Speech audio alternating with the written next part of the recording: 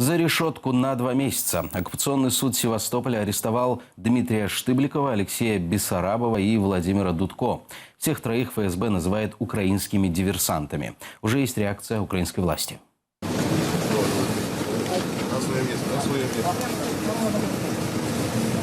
Это кадры задержания Дмитрия Штыбликова. Кроме него в руки оккупантов попали Алексей Бессарабов и Дмитрий Дудко. Все трое живут в Севастополе, якобы входят в одну украинскую диверсионную группу. Дом Штыбликова обыскали, нашли оружие, взрывчатку, карты и схемы запланированных диверсий. Военная форма с украинскими шевронами, визитка правого сектора, несколько видов оружия, сувенирная тарелка на память от Министерства обороны Украины. В Министерстве иностранных дел задержание украинцев считают очередной провокацией Кремля. Направили термінову ноту до МЗС Російської Федерації з вимогою надати всю інформацію щодо обставин цієї справи. Це елемент триваючої агресії, захоплення заручників, яким можна шантажувати українську владу. Це той інструментарій, який російська влада використовує проти України в рамках своєї гібридної війни. Российские спецслужбы превратились в фабрику лжи, говорят украинские военные. В оккупированном Крыму никаких украинских диверсантов нет. Кремль хочет дискредитировать Украину перед международным сообществом. Це повна брехня, нісенітниця.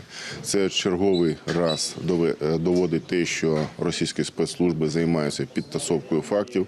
Вони хочуть показати начебто свою ефективність, свою роботу, принизити українських військових або Україну в цілому, показати, що ми є начебто агресивними, намагаємось дестабілізувати обстановку. Дмитрий Штыбликов и Алексей Бессарабов никакие не диверсанты, а аналитики, рассказывает бывший председатель энергетических программ Центра Номос Михаил Гончар. Они вместе работали до оккупации Крыма.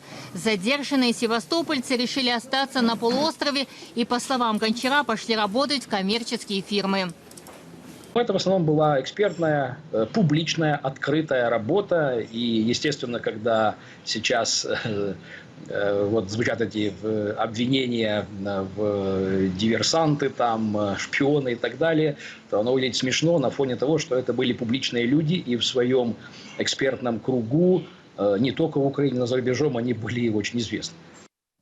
Это уже вторая попытка России, оккупировавшей Крым, обвинить Украину в подготовках диверсий. Впервые это произошло летом этого года. Тогда Федеральная служба безопасности России обвинила Министерство обороны Украины в подготовке терактов в аннексированном Крыму. Эльвина Сидбулаева, Наталка Калинка, Эльдар Асматов. Заман, АТР.